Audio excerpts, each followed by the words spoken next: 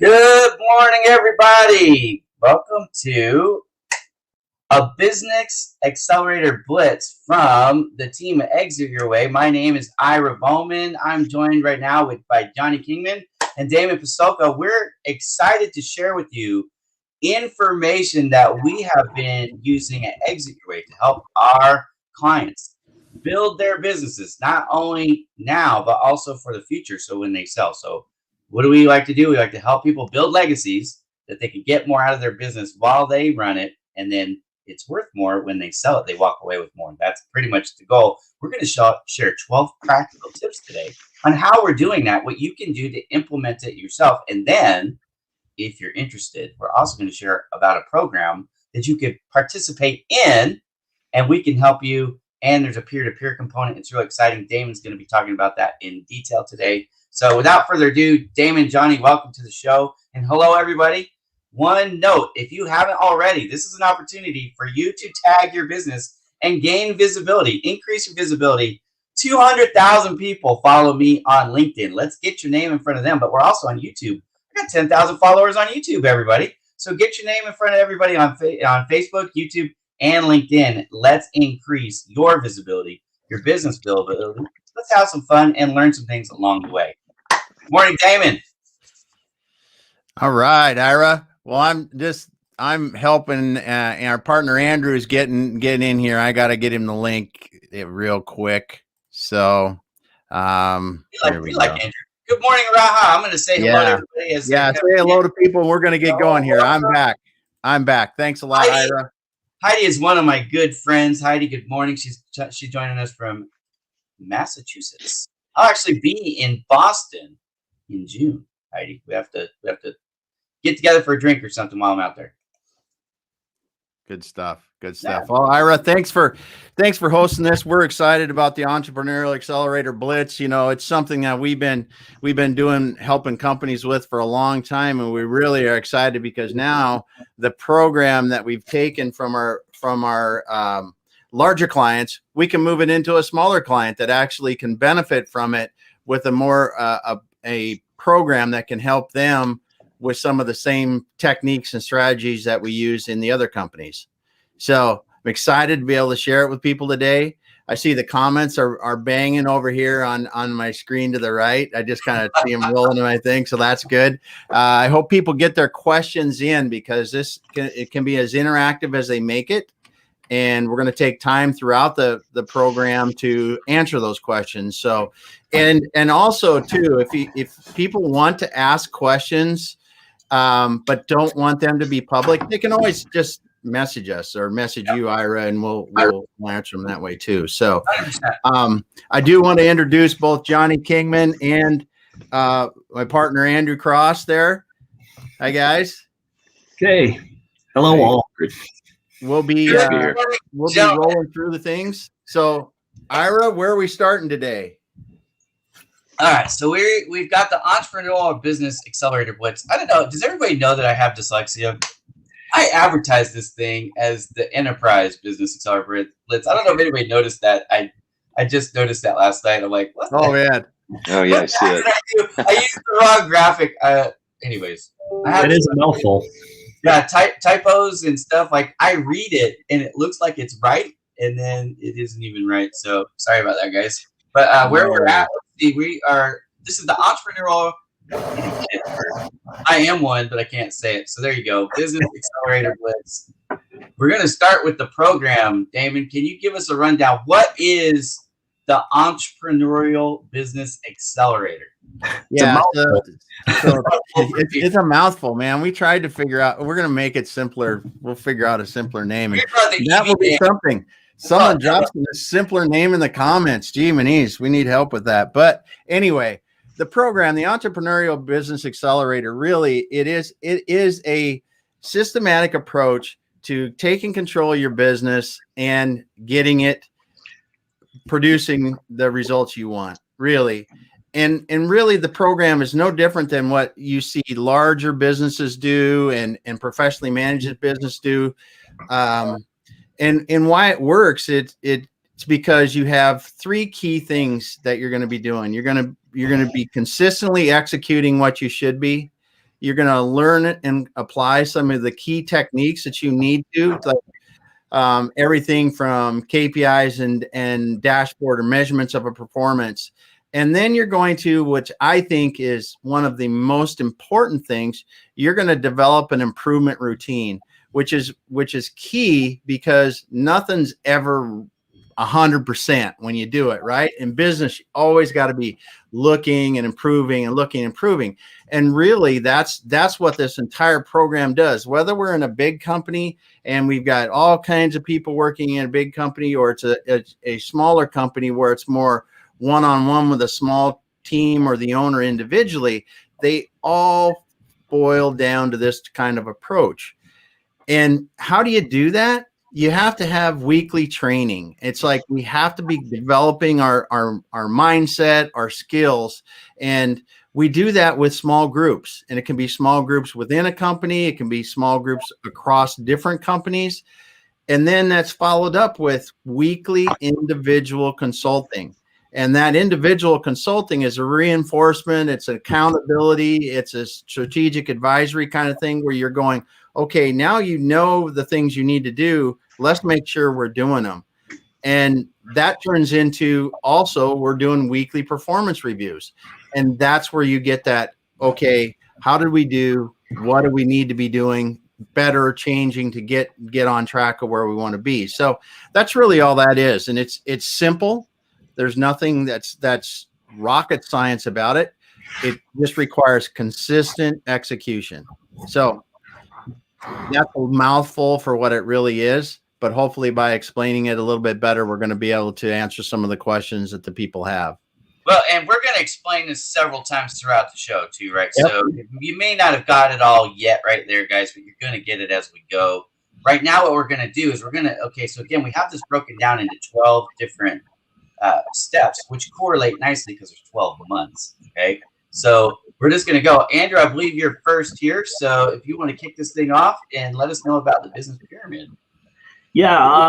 Well, getting back to what Damon was talking about there, this is something we do with our clients every day. But, we're involved with business owners when they're at the end contemplating, exiting their business or selling them. So we deal a lot with buyers in the market, that wants to come in and transition your business, which is, there's not a lot of information out there for that too. So where we start is, what are they looking for? That's the new customer. You've been selling your products or services all these years, and now you want to sell a business. But and what we realized quickly was, buyers have a different value approach to looking at a business, and they'll spot the holes that are missing, and if you can plug those holes anyways, even if you aren't selling your business, you're going to be running it optimally.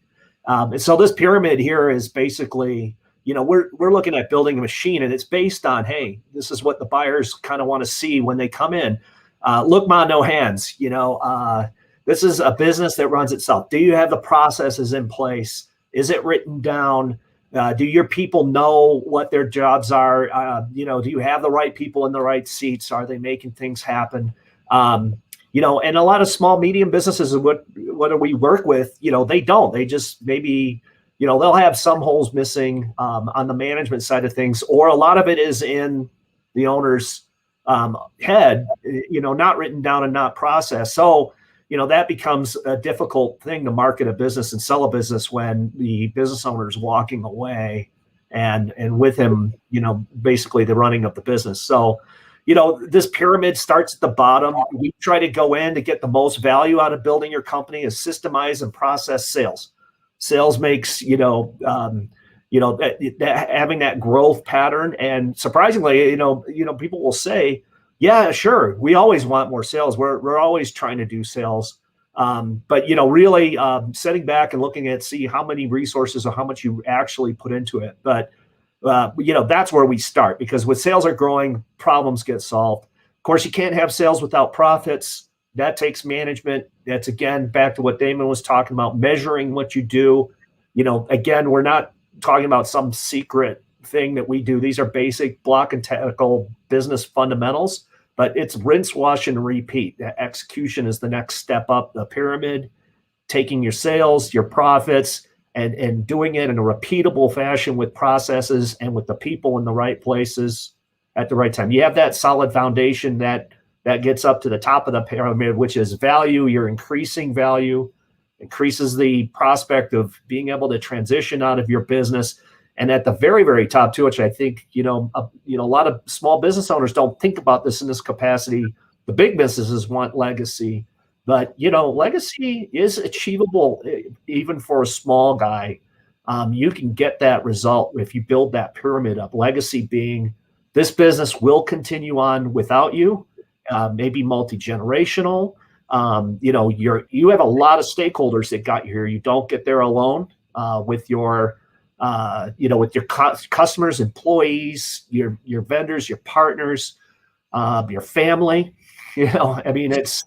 It's like that, and that legacy to continue on is, I think that's the ultimate achievement. And that's what we're trying to build here. Because that's what sells and builds a great company from just a good company. Yeah. I was talking to a business owner. She's just stepping into business ownership right now. It's not even officially launched. I'm actually working with her on the logo, creating a logo, and we were talking about the name. And one of the tips that I suggested to her, and she's done it, which is smart, is not to put her name in her business. That's the biggest mistake I think that I've made at Bowman Digital Media, just out of the gate, was putting my name in it. For what you're talking about here, like what happens at the end, I'm pretty much pigeonholed to either leave it to one of my children, or I'm going to have to rebrand somewhere along the way. And so, she's not doing that, which is smart. So, I think a lot of business owners, we don't think about, when we're getting into it, the legacy, what we're going to leave behind and selling. But what's the best time to think about selling your business, Damon? That's when you start, because really, I mean, this is the deal. As Andrew said, talking about the business pyramid is if you start running it like you're building value in it, as it's an asset, like a stock, like real estate, whatever. You're building an asset value, and really think about it like that from the beginning, and understand that at the end, I'm going to succeed it to a family member, if you know that already. And unfortunately, that's a wonderful dream, but it often doesn't happen. They don't always have the passion that we have. Even yeah, exactly. They might have the capabilities and everything else, but they just don't care about it, you know. But really, if you start from the beginning, you will build a business that runs better and uses less of your time and makes you more money. And that's the thing, is it's because then you're building a business that is attractive for a buyer, because they can step in and take that business from where you're at to wherever they can go with it. And that's really what you're trying to do from the time you start a business. You know, if you even have any idea that you want to sell it. But the Entrepreneurial Accelerator program really does two things, though. It just allows you to run your business much better. And will not, you know, sometimes you see business owners and we meet them and talk to them, and, you know, they literally look like they've been beat down from their business. And these techniques will allow you to gain control and put in the simple systems that go, okay, if I do A, B, and C, I've got a pretty good chance that everything's going to work out like I want it to. And that's really all we're trying to do. Yeah. So anyway, long story, long answer to a short question. Very good. All right. Next up, we're going to have, I'm trying to move you guys up when you're speaking, so I don't agree with the comments. I forgot to do that earlier. Sorry about that, Andrew. But next we have Johnny Kingman, the coolest. He's undoubtedly the coolest guy in our group. But Johnny, thanks for bringing up the coolness factor for us. You're going to be talking about time. Appreciate that. So I want to start by talking about the Eisenhower decision matrix. Obviously, this is an oversimplified way of delegating and deciding how or if and why you should be handling a task. But basically, we want to start in the top left there. If the task is urgent, meaning that in terms of time, there's a sensitivity to that, and it's important, you should do it, and you should do it now. If it's important, but it's not time sensitive, it's not an urgent matter, then you should decide a time to do it in the future. That means it is important, but not necessarily need to do it right away. If it is not important, but it is urgent, meaning it's maybe a task that doesn't necessarily require you as the owner or someone in a C-level position to actually handle it, but it is an urgent thing. It does need to get taken care of. Who can do it for you? That's the time that you'd want to think about delegating. Okay, it's something needs to get done. Doesn't necessarily have to be you doing it. You think of opportunity cost and what else could you be doing instead of that thing that is possibly more important. Then you should pass that task on through delegating. And if it's not important and it's not urgent, just delete it, eliminate it. Kind of along those lines, in terms of managing time, I'm a firm believer that you should be under the modality that if it's not in a calendar, then it doesn't exist. People can say, yeah, schedule that call with me. You're prospecting to a sales email, and they say, yeah, let's talk Wednesday. If you don't send them a calendar invite for that call, you're doing yourself a disservice. It's after they get off the phone, they're going to have a lot of other things going on, just day to day running their business. By the time Wednesday rolls around, they're not going to remember that they had verbally agreed to have a call with you. So it's always good to for your own events, as well as when you're scheduling things with others, always go for that calendar invite. And kind of along those lines, if you're in an office, you got a lot of different colleagues, and you get invited to something that maybe, again, looking back at the decision matrix, maybe it's not urgent, maybe it's not even important.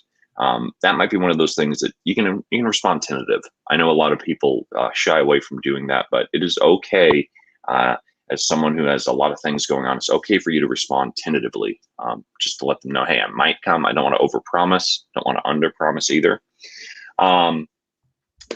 Another thing with time management is just a task list, a simple task list that is a realistic list of 5 things that you can do each day that are going to move the needle in terms of everything Andrew and Damon have talked about in terms of growing that business, increasing sales, increasing the value, things that are going to move you closer to that end goal.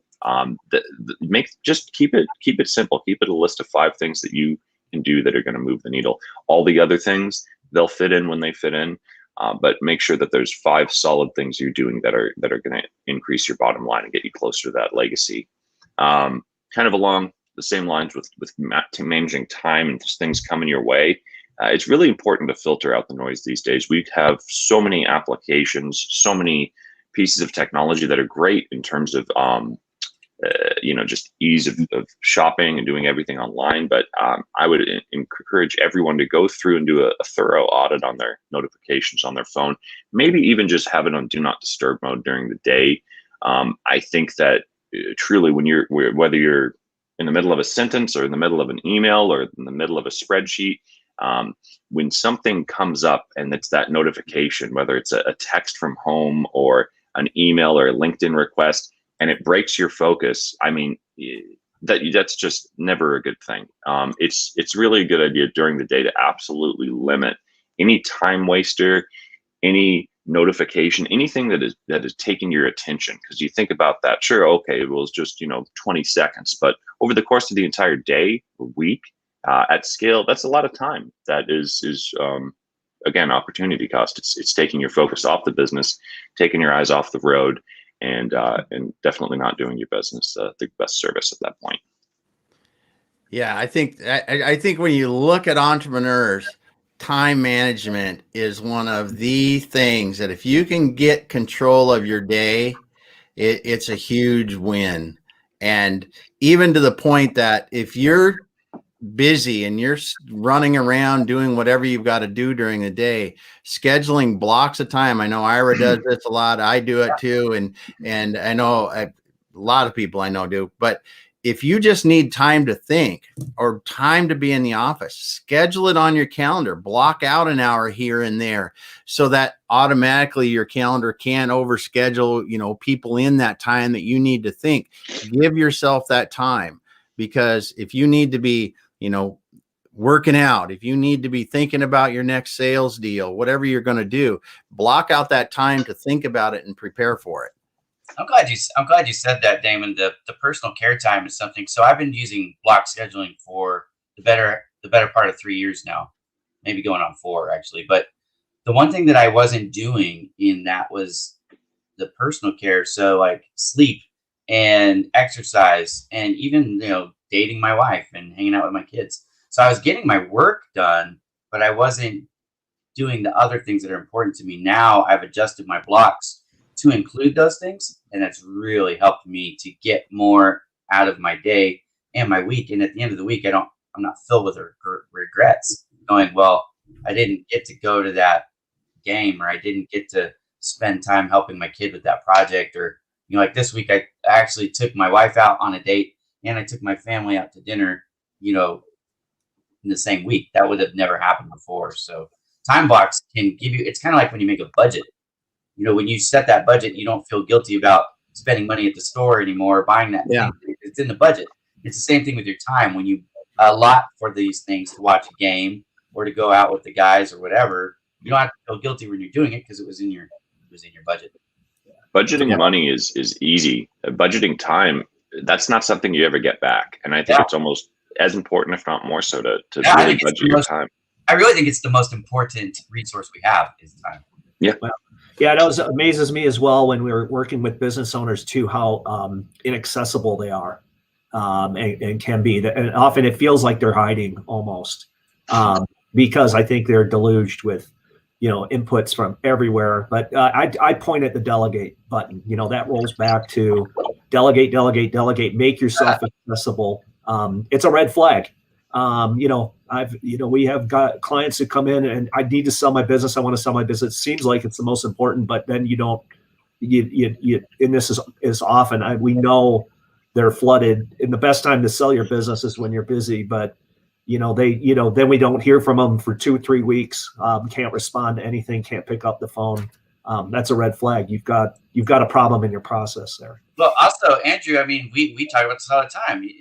If the business owner is busy doing everything, then the business isn't worth anything, because when you leave, all those relationships are gone. You gotta bring in people who can do basically the whole everything. You're more the visionary and you're setting the direction. The business delegate and elevate. But yeah, exactly right, Ira. And I mean, if you're sitting there like that and you feel overwhelmed like that, you cannot even respond to emails, or it takes you a week. If you can't do it within 24 hours, then take the time to stop and rethink your processes, where you're at. Yeah, because you're right. If and how does it make you feel? What is that? That's another big question about that too. Is this? We see a ton of burnout. A lot of people want to sell their businesses because of they're just overwhelmed and burned out, and that's a terrible reason for business. Who would want to buy that? Yeah, you might just need a vacation. Yeah. All right, so I'm gonna be egotistical here, move myself to the top. Let's see. There we go. We're gonna be talking about getting found online. Now, getting found online is one of my specialties, but you don't necessarily have to be Ira Bowman and be famous the world over. Not that I am, but I'm saying, that's not the goal. But Kurt Anderson wrote a book, Don't Be the Industry's Best Kept Secret, or Stop Being the Industry's Best Kept Secret. And that's really what we're talking about here. Getting found online is no longer a luxury and an extra to help you get extra business. It's really primary. It's super critical, because most people are doing their own research and looking for things online before they'll ever seek out a sales rep. When I started back in the 90s selling stuff, most clients would come into the buying scenario without a clue. They knew they needed something, but they didn't do research at all. It was like, let me talk to a few different sales reps. They're going to educate me on what they have, and then I'll make an informed decision based on that. But now in sales, when you're talking to somebody, they've already, in fact, sometimes they know the products better than you do, because they know the competition as well. So you want to get found online. The very first thing that you need to do is make sure that your website is SEO optimized. If it's not, what does that mean? SEO is just search engine optimized. So SEO, I guess I've got optimized there twice. But what you want to do is you want to have your titles set up right, your subheading set up right, your metadata set up right, keywords, everything is set up right. You want to have your images, small images that load quickly. You need to have blogs that are written in a format that, it's 300 word sections or less, with your subheadings set up correctly. You want to have a bunch of internal and external links. You want to make sure you're working on your backlink. Backlinks are website addresses that link from other pages to your page. You want to get all this stuff set up from the get-go. It's just like naming your business without Bowman or your last name. It's just the right way to do things. And you likely need to bring in somebody to help you. And there's no shame in that. Most of you are not WordPress developers. You're not Squarespace developers. You need help. It's okay. Source it. Look, if you're billing out $150 an hour, $500 an hour, $10,000 an hour, and you're doing $15 an hour, $30 an hour work, you're a fool, right? That's to Johnny's point just a minute ago about delegate. Okay. So get your business set up, utilize sources like Fiverr, utilize, places wherever you want, but there's vendors who do this, and there's multiple types of vendors. I would say don't even put all your eggs in one basket, use a couple and let them come up with good ideas together too. Okay. Social media business pages is the next thing that you want to do. You need a social media business page for every single major platform, and frankly, as many as you can find. Why? Because those people that are on it, it's not about you as a consumer, it's about you as a producer. There are people by the billions with a B on social media. So that's where they are. You can find them, you can catch their attention, and you can direct them for free to your website just by setting up a business page. I'm not talking about using it all the time. I'm just talking about setting it up. And it's a free backlink, which we'll come back to in a minute. Getting found online a lot of time comes down to keyword authority.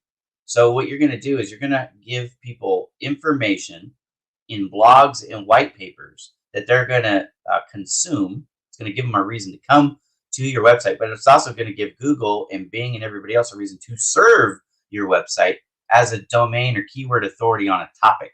So if I am talking about selling a business on Exit Your Way, you can imagine on exityourway.com, which we just updated if you guys didn't know that. You used to have to go to exityourway.us. Now it's exityourway.com, right? We've got both. So you could go either place, frankly. But the bottom line is when you come to our website, what are you going to find? You're going to find a whole bunch of articles on things related to selling a business or increasing the value of your business. Why? Because that's what we do at Exit Your Way. So that's the kind of information you're going to serve up.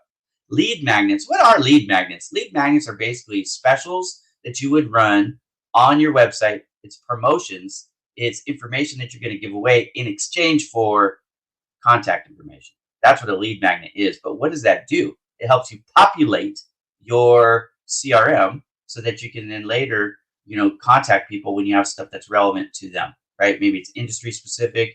Maybe you're going to be in their area, whatever the case may be. That's what lead magnets are for. Backlinks are, again, like partners tabs, and maybe you're going to guest blog and do all these different things on other people's websites so that they will point from their website back to yours. Now, keep in mind, in life, you got to give to get. So do things to help other people with no other intent but to help them. And then other people will do the same for you. You give what you get what you give. Be a giver, not a taker, and you'll get more out of it. Sponsor groups, host a podcast, add a partners tab, encourage, incentivize your employees to put your website link in their profiles. It doesn't cost you anything, doesn't cost them anything. Here's an idea for you. Let's say you have 25 employees. You give a $100 gift card out at the end of the month, but you say this, look guys, we're gonna have a drawing for a $100 gift card to Starbucks, Amazon, whatever, at the end of the month. To qualify, all you have to do is send me a screenshot of your Facebook page or your LinkedIn page or your YouTube, whatever, with our company website listed in your profile. And then you're going to add, up to 100 backlinks that way. It costs you $100. Well, that's really cheap, just so you know. Okay. So incentivize your employees to list your information in their profiles, and then encourage them to engage on your social channels. For example, when Exit Your Way makes a business post, I am always going to come to that page and make a comment and support my company. Why? Because it helps the company. It also helps me. If you can get your employees to realize that job security is equated to engaging with social media activities because it lifts the boat, the tide raises, then you will help yourself build your apparatus and you'll get found online faster. And that is the whole point. Any questions for me? You put them in the comments. And you guys have any comments on that? I think it seems like it also explains a lot, Ira. Time. I mean, that's what I hear a lot when they look at this. Oh, I don't have time to do all that. What do you? And I think we're getting back or circling back around to Johnny and delegate. Yeah. Well, and this is where many hands make light work. If you have, again, that team of 25 people and let's say one person a day goes in and makes a comment, well, that keeps you active, right? If you have one person who's got to do it every day, that one person is going to be busier than if you have a whole team working together. So rowing the boat, when you're setting up the apparatus, right, just putting in the link to Exit Your Way, for example, that doesn't take but a couple seconds and then it's done. It's one time and it's done. The comments do take a little bit more time. But again, it can be, we all have smartphones. You go into the restroom, go into your business page, and make a comment. I mean, don't tell me that you're not using the restroom with your phone in your hand. We all are. There are some things you could do, like you could do it while you're, filling up your coffee cup. That's accessible. Yeah, I make a lot of comments when I am doing something else. I'm standing in line. If I'm on hold with somebody, I have all these meetings. A lot of people, Andrew, are late to meetings, habitually late, right? It's minute, 2 minutes late. Well, in that 1 or 2 minutes, I can make 4 or 5 comments on social media posts, and that throughout the day adds up like huge. So I'm not suggesting that you be on your phone during a meeting. That's rude, right? But when you're waiting or in between or there's a break, like a lot of times they'll do in a session, they'll do a 30-minute break or 15-minute break. It's like, I don't need 15 minutes to go to the restroom. So now I've got like 10 minutes to check your emails at that time, check your social media. That's some of the ways that I do it. Very good. Very good. All right. So next we have, I'm just going to skip a couple. We're going to move Damon up to the top. Damon's going to talk about strengths and opportunities.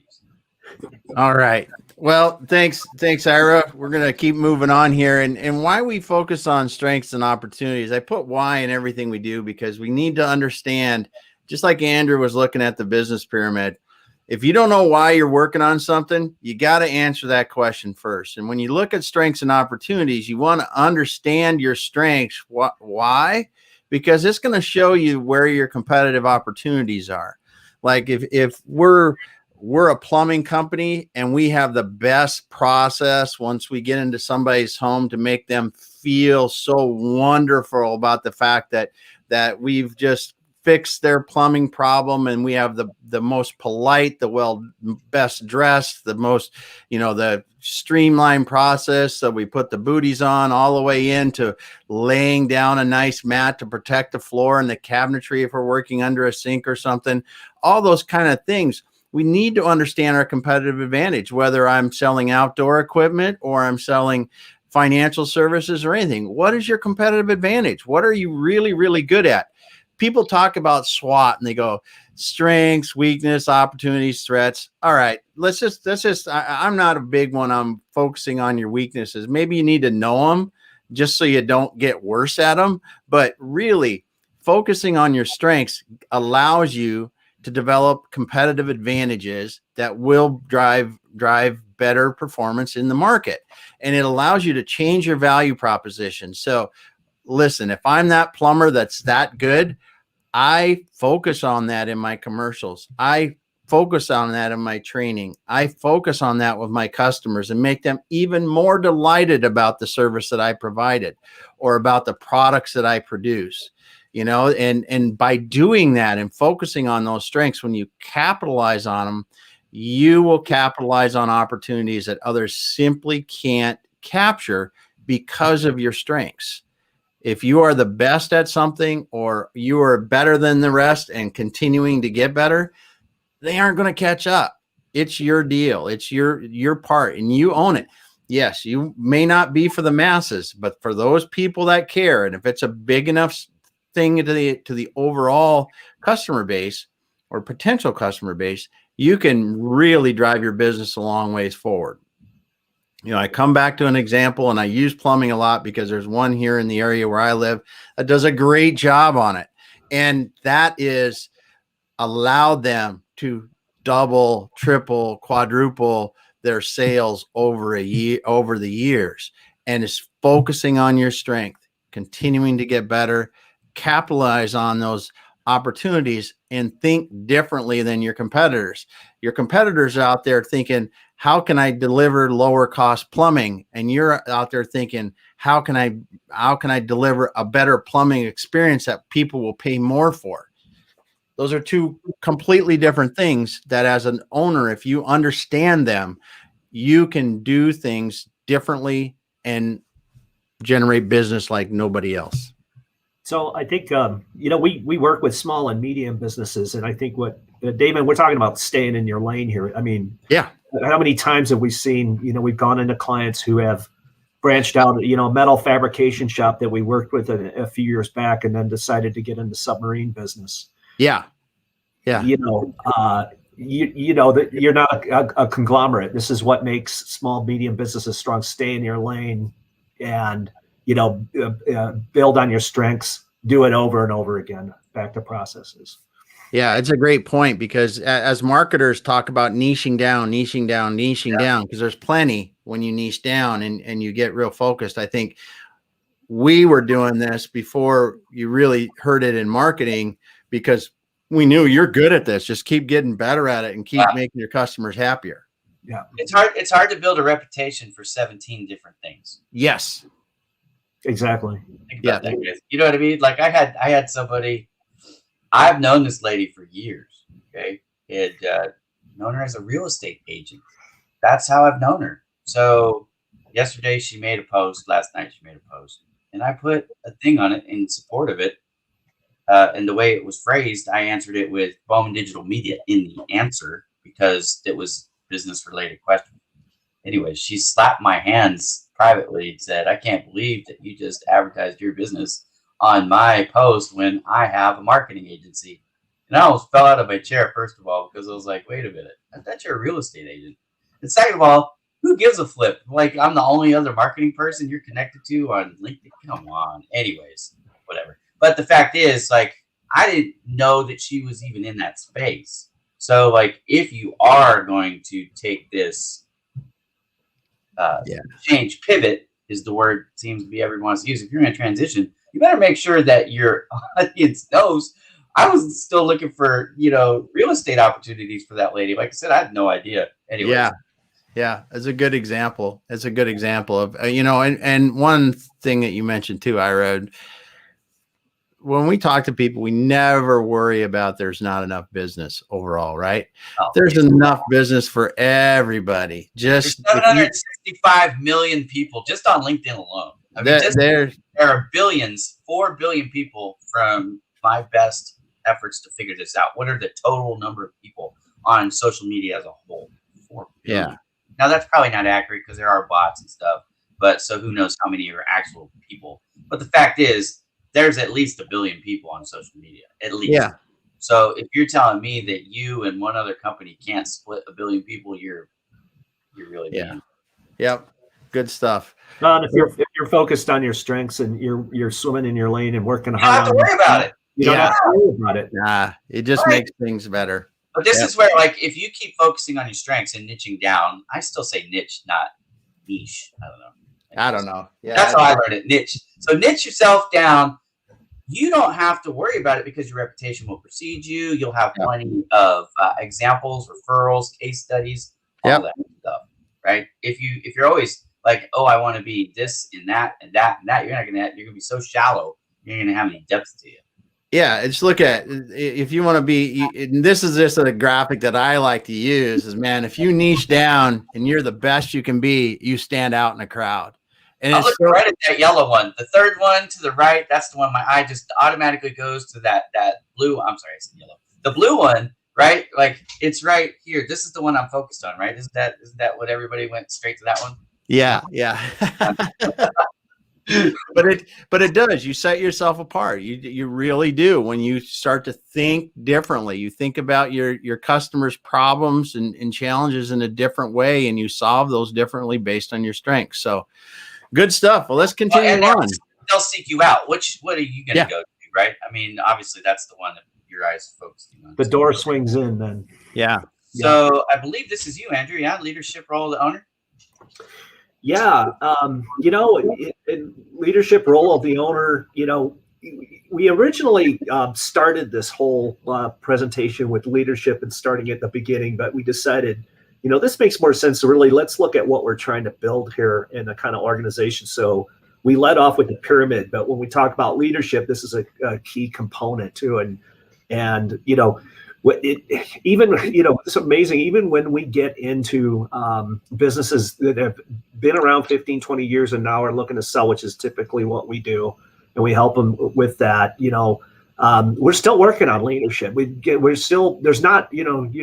The old dog can learn new tricks. There's, the role of the owner, we have to go in and think about transformation and change because you're coming to that, you're going to be exiting your business. And if you're truly trying to build that legacy, you got to kind of think about, leadership in a different way.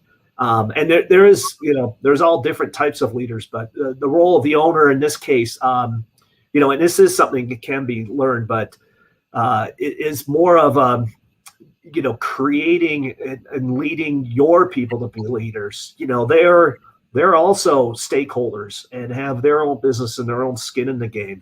Whether you're not alone. And I've not seen one business that exited successfully that had an owner that did it all himself. So understanding what your vision is, really coming back to take the time to work on that, transforming that into your organization. It is about the people. And if you can become an organization that's transformational rather than transactional, that's an employee and I pay them and they're 40 hours a week. And if they're going home and that's it, they're not a stakeholder and you've kind of failed at your leadership. And, I talk about the general manager versus the mountain climber because, what we're looking for, it depends what you really want, though. A general manager basically is, a type of leader that has a skill set. They do something very well. Back to Damon's, example with a good electrician or electrical business. They've learned the trade. They're in there, and now they've gone to the next step, which is general managing a bunch of other electricians to do work for them, and they're leveraging about 5-to-1 there. But the mountain climber is the one who can stay out of the business because they put the right people in to run it for them. It's back again. We're harping on it, but we're going back to the turnkey where we just, this thing just runs and repeats. It has processes. The business will go on and succeed and please and delight the customers, even if I'm gone for a month. That's another litmus test that you can do that. And then your mountain climbing being that you're leveraging, not 4 or 5 people are doing, work for you, which that is about $1,000 an hour for a business. You're leveraging, $5,000 to $10,000 an hour. And that's the kind of work you need to do and start to look at that. So again, I like this image, great leaders create more leaders, right? That's leverage. And, if they're doing $500 an hour work or $1,000 an hour work, if you can get them to that level as a mentor, as a leader, that's the kind of thing we're looking for in organizations that's run like that. That creates value. That creates legacy. Yeah, and I think that the real thing here too, as you said, is to be able to move from manager to leader. And leaders know how to move in and out of that management as they need to with the business, but keep the focus on working on the business and staying ahead of the business. Correct. Yeah. And good stuff. Yeah, and this is a little bit about what it looks like, but the Exit Your Way and this whole course will help you go in and build an organization that is like that. Yeah. You don't have to do this alone. Yeah, the why behind this and really thinking about your role as the owner is really creating this business that will run without you in it and doing it all the time. And because you stall out. There's normal places that businesses stall out, but this is the reason why they stall out, is because if the owner is not working on the business and putting people in the right spot at the right time, and then setting it up and going to the next thing and putting people in the right spot at the right time. You said it before, it's delegating and elevating. So understanding where that next spot is that I'm working on the business, and I'm thinking in my head, I'm like, okay, when we get to this point, someone's going to be doing this. I don't know who it is yet, or maybe I do, but this is how we're going to do it. And I'm staying ahead of that business and showing, and in my mind and communicating with people is really how you do that. Yeah, and I just want to remind everybody that we're talking about these different sections and categories of ways that you can elevate your business. This show obviously is free. We're just giving out the information. But if you feel a little bit overwhelmed or intimidated, or like, wow, you guys are bringing out some really great points, but I don't know how to do that, we're letting you know that one option that we have for you now, it's going to start soon, is this Entrepreneurial Accelerator Business Program. I got through it without stumbling. Isn't that? I should get a cookie for that. Anyways, so do you want to review just real quickly again what that program looks like for folks, Damon, just so that they know? If you want, I can go back to that first slide. Sure. I think we actually have it in here too, but yeah, we can go over it now though. It's the Entrepreneurial Accelerator Program is really simply what we do in larger businesses, and it provides consistent execution. That's the first thing you got to do in business. We're talking about all these things. It's great to talk about them, right? But if you're not executing on your business promises and the things that you need to do, it's not going to do you any good. You also, you got into business because you knew something, right? Well, look what Virginia just said. Yeah, Coach V, right? She's a lawyer. She's a trainer. She understands those things very well. She's not a professional business a professional business manager or owner, right? None of us are. We have to learn these things. So we look at the techniques that are used by professional managers in larger corporations, and we translate those into the same thing that Damon, as a small business owner, can do. Yeah. And that's really what you have to do. You have to learn these strategies and then apply them consistently. And then as you're doing that, you are putting yourself in the position to put the best practices in place, put those in place. And the third thing is you want to develop this continuous improvement routine where every week you're reviewing the performance and doing that. And how we do that is real simple. Like I said before, it's a combination of group training with people in your company or multiple companies, individual consulting. So accountability, execution focused, performance review, and continuous improvement. It's that simple. There are strengths in numbers, guys. Yes. So much strength in numbers, because look, if you, let's say you're a solopreneur, like I am, like I started Bowman Digital Media, honestly, to feed my family. It was that simple. I didn't have a think tank to draw upon, right? But because I'm a part of Exit Your Way, I have all this extra help. I called Damon in the first 30 days of my business. I probably called Damon like every single day. How do you do this? How do you do that? You know, because I needed some help. And what this will allow you to do is to partner up, not only with us at Exit Your Way, but some other folks. Maybe you're stronger at these things than they are, but they might be stronger at those things than you are. And as life happens, as business moves, we know that it's constantly changing, right? It's not static, it's dynamic. So it could be what you never even struggled at this thing before, but you know, then COVID hits or whatever, situations change. And now you'll be so thankful that you have other people to draw from, their experience, their wisdom, and even, dare I say, make new friends. And now you have referral source in whole other industries and whole, you know, places you would never even have access to. So that, I think, is the strength of this program in a nutshell. At least another one that most people are going to think about. But I'm going to skip forward. We're going to get back to where we were. Yeah. Schedule. I think we're right here. Yeah. There you go. Sales process. Johnny, my friend, the cool one, he's up next. All right. Monikered him the cool one. One of the things I heard, one of the biggest things that you can do to really boost your sales process in terms of efficiency and creating that repeatable process, and also something that's scalable, is to get a good CRM, which is a client relationship manager. It's a tool that, you know, some people might view as just sort of a repository of leads or like a Rolodex, but it's actually a lot more important than that. Especially as you're getting ready to prepare yourself to be acquired or to sell your business, to exit it, you need to have metrics around something called the customer journey, sales cycle. From the time that you initially started reaching out to this lead, this prospect, how long did it take? What did that look like? You really got to track that customer journey and have all those metrics on sales cycles, because those metrics, those KPIs, that's how ultimately people are going to see the value in your business when it comes time to exit it.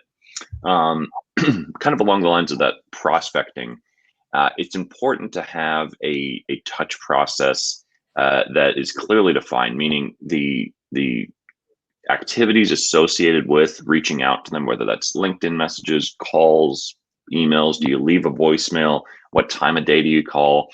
There's a ton of great data out there on how and when to prospect people. But above all else, I think it's important to have various points of entry. Try, play the prospect preference. If maybe they want LinkedIn, maybe they want call, maybe they want text, email. Try all of them. Cast a wide net and really hone in on where you're getting traction. Your CRM, Ira mentioned HubSpot. HubSpot's fantastic. They're great if you're not quite startup, but you're also not to the level where you'd want an enterprise solution like a Salesforce CRM. HubSpot allows you to do a lot of just tracking of that customer journey and be able to really quantify what goes into converting a client from a marketing qualified lead to a sales qualified lead, and then also converting them to an actual client of yours. Having that whole customer journey tracked is going to be extremely crucial, not just for your own edification in terms of doing it better, refining your approach, A/B testing your marketing strategies, and continuously evolving and improving it. Because like Dan was just saying, it's not this stagnant thing. A business plan, if you write a business plan and you write it with a pen, that you might be doing yourself a disservice, because I think as things evolve, you need to be able to pivot. You need to be able to restructure things, and that's what a CRM allows you to do. It allows you to look back at historical data, at how you're bringing clients on board, refine your approach, and go get more sales. Because like Andrew was saying, sales is kind of at the bottom of the pyramid. It's a very big step. I've heard a lot of business owners just say sales cures all, and that to an extent that is true. No matter what organization you are, you should be focusing on sales. And go ahead, Andrew. I think too, when you think about it too, think about it. If somebody came in and say, I'm interested in buying your business, how do you get your sales? If you can't answer that question, with a CRM, and you could sit down and go, these are the steps. This is, where our leads come in. This is how many calls we have to make. This is, how many meetings we have to do. And then you're analyzing that process and mapping it out. If you can't explain it to the buyer, then that not only do you lose value in your company, you may not have a deal, period, because it's not just something, how many lost sales do you have? Those are tough questions to ask. That's what a CRM gets you to, is that process in there. I've been a sales manager for the better part of my career. I want to talk about this for just like 30 seconds, because the CRM helps you to eliminate wasted meetings, unnecessary meetings, because if your sales staff is putting in the data correctly into the sales CRM, so that what they're doing, you now know their forecast, you can see their activities, you can figure out as a manager by pulling reports what activities are working. You can help focus anybody who's struggling in the sales process. But now also, your production side of your business has information about what's coming down the pipeline. Maybe we need to stock up on more of these materials because we've got a wave. Maybe we do need to pivot and increase more production for a certain type of product that's growing in popularity. It also can help your purchasing department in knowing what levels to stock and inventory. I mean, there's all kinds of information from the C level, from the owner, all the way down to your department managers. And again, less wasted meetings, because you don't have to get together with the sales team to figure out what's going on, because you can see it. So just from top to bottom, a CRM can save you a lot. It can help you increase sales by redirecting wasted efforts. It can help you to manage the business. And to your point, Andrew, at the end, when somebody says, where do my sales come from? You have, you cannot just tell them. You can actually pull the reports and show them. Yeah.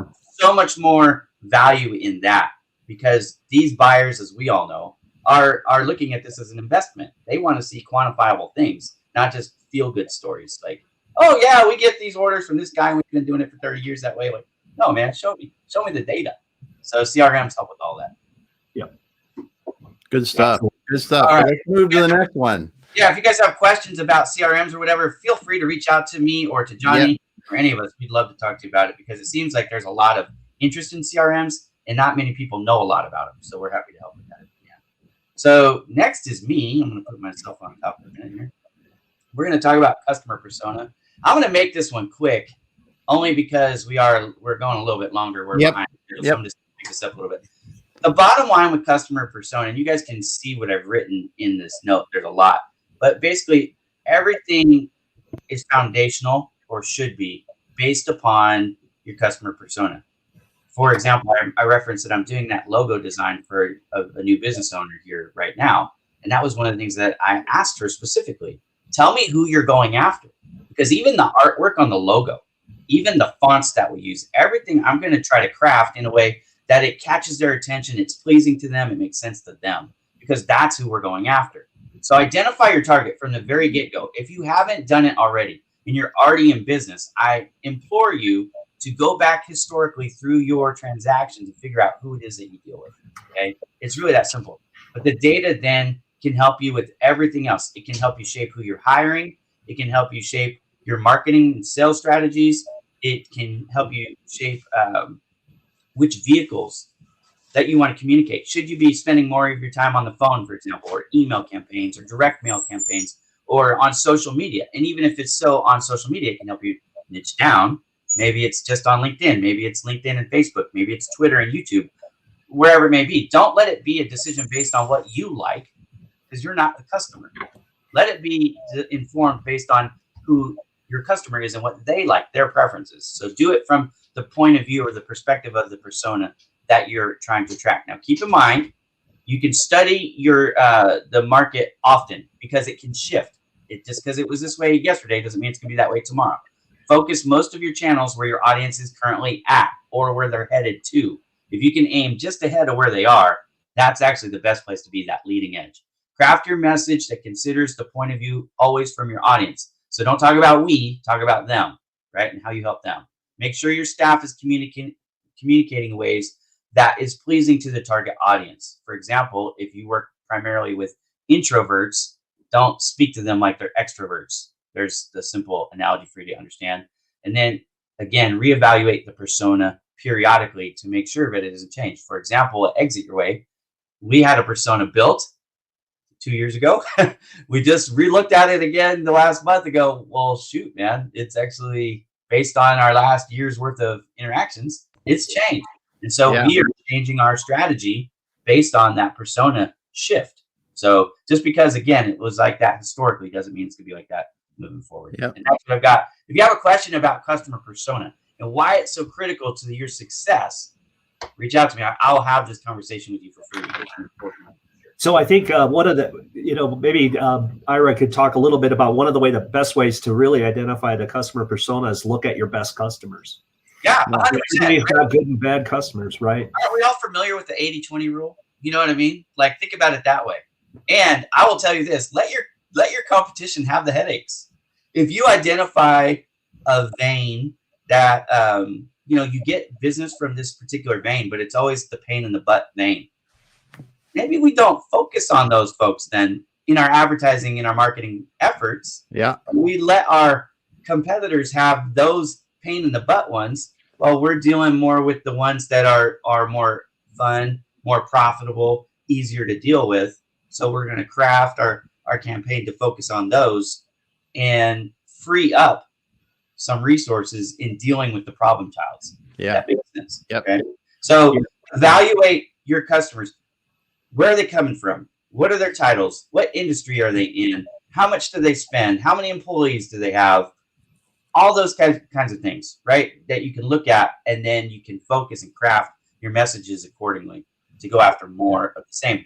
And don't forget to ask those folks for referrals, because likes typically hang out with likes. So if you have good customers, make sure you're asking those folks, hey, who else do you know that I should be talking to, right? A lot of times you don't get the referral because you don't ask them. Yeah.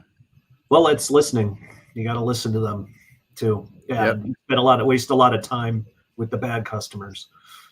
This is a good point. If when you see them try to contact you and you grind your teeth, that's one you want to try to avoid. Yeah, those are clients you don't want to have. That's for sure. That's for sure. Well, good stuff, Ira. What do we have up next? All right. Next is performance indicators and measurement. That's you on the hot seat, brother.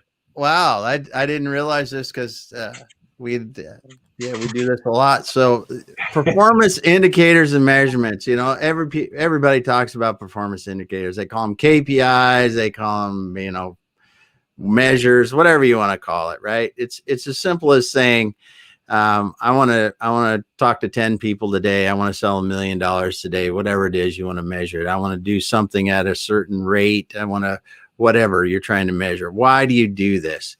Well, if you're not measuring where you're at, you don't know where you're at. And if you're not even mentally taking a note of it and going, okay, if I'm a small business and I want to sell $1 million a year, if I'm not selling, whatever it is, $80-some thousand a month, I'm not going to make $1 million. It's that simple. You work that back into what you need to do on a weekly basis and a daily basis, then it's pretty simple.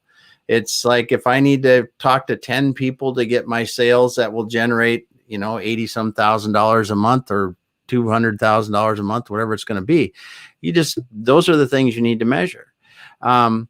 measuring the right things is so important, because we can measure a million different things, but the one thing that, or the few things that you need to measure are the keys. It's not to measure everything. It's only measure the stuff that's going to make a difference in your business, right? I don't care about, and honestly, this is a bad example, but I'm going to say it anyway. In terms of running my business, employee retention percentage might not be something that I really worry about unless it's affecting my business. If it's affecting my business and it's something that I need to do, well, then maybe I do that. Maybe it's something that the managers are doing, or somebody in their own departments are really worried about. Hey, that's their deal. But myself, and I focus on the overall business, it is really, how are we doing to the gross margin line of the business? Are we meeting our gross margin goals? That means I have to have enough sales that will drive enough profits that I've efficiently executed on to drive the gross margin of the business that I want every week, day, month, whatever you want to do. Don't do it by the month. That's too long in between. Your performance, I believe, should be measured on, if it's easy, it's something you want to do on a daily basis, do it on a daily basis. Continuous process, yes, daily basis. Most business measures, though, can be done on a weekly basis in a performance meeting that you review them consistently, like paying taxes. You got to do it every week. You got to be there. You got to review the numbers. But it's not a meeting where you go over the numbers and just go, oh, I did 10. Oh, I did 12. It's not what you do. You talk about the exceptions and why we didn't meet what we needed to do, or ideas to go even farther. The meetings, the performance measures just let you know that we did it, but the meeting is focused on how can we get better at what we're doing. Simple as that. You want to do that, and that's why, because I can then lay out goals and we can see how we're doing to them. If you don't do it, you're never going to hit your goals. It's going to kind of flounder around. It just makes running your business intentional. It gives your people a rallying point, creates a culture of accountability. People, almost every business we talk to, they go, well, accountability. Well, if Damon's got 2 or 3 numbers that he's responsible for, or one number that he's responsible for, listen, if I'm doing it, am I yes or no? It's real simple. And I know, which everybody wants to know if they're doing a good job. And if they know they're doing a good job, great. How can Damon do better? But, it's so much feedback, and it just creates a culture of improvement. And just, it's so nice when you get into businesses and they are doing this, and it's done in the right way. So that's performance indicators and measurement. Like I said, it also gives you, and what most people don't think, they look at the negative, right? They go, oh, they aren't doing it, they're going to do it. But when you do well, it's a time to celebrate. It's like, geez, Ira, you just killed it last week. You did 3 times the sales you were supposed to do. Wow, that's awesome. We're high-fiving. Everything's going good. And then it's time to innovate. I figured out, and Ira comes back to the group and says, I figured out if I do this, the sales go a lot better. Boom. Now we just collaborated in that time in our performance meeting and did something that can drastically improve our business over time if we're capturing those little ideas and sharing them in that time. Well, let's be real. A lot of salespeople don't want to share that information with the team for whatever reason. It's just, it always boggled my mind as a sales manager. Maybe further on that, the business owners don't necessarily want to share that too. And one of my experience working with Damon in a manufacturing environment was the first thing he did when he walked out on the floor is to make things visible. To make the employees see what's going on. You've got your indicators and your measurements, and then but they can't do that. This is a tool you got to have. And but if even to the you talk to a business owner, well, I'm not telling them what our profit is or how much money we made this year. Why not? Well, look, if you're using a CRM, I'm going to go back to Johnny's point about CRMs. If you're using a CRM and they're inputting the data, whether the salesperson wants to share it or not, it doesn't necessarily have to have the profits in there. So you can still respect the owner's desire not to share the profit margin, but you can see that their sales are up, whether that's top line sales or bottom line. revenue, whatever. The fact is, you can see it. You go, okay, these activities generated this kind of result. Everybody else is on the phone. This guy's doing emails and he's crushing it. So I'm going to get my team to divert their sales activities to more of the activity type that's working right now. Yeah. And then sales go up. Again, whether the owners, a lot of owners don't like to share profit with their employees for some reason. I've never quite understood that either. But the bottom line is more sales typically means more profit, even if it's not a higher profit percentage, which is a whole other thing we can get into. But the CRMs help you to have a place to pull those reports so you can see your indicators and measurements on this topic, and you can increase your sales performance to what we were just talking about before. So the company is more viable across the board. And what are we doing? We're trying to help people raise the value of their company. That's why all this stuff is important. And a lot of it's tied together, frankly. It is.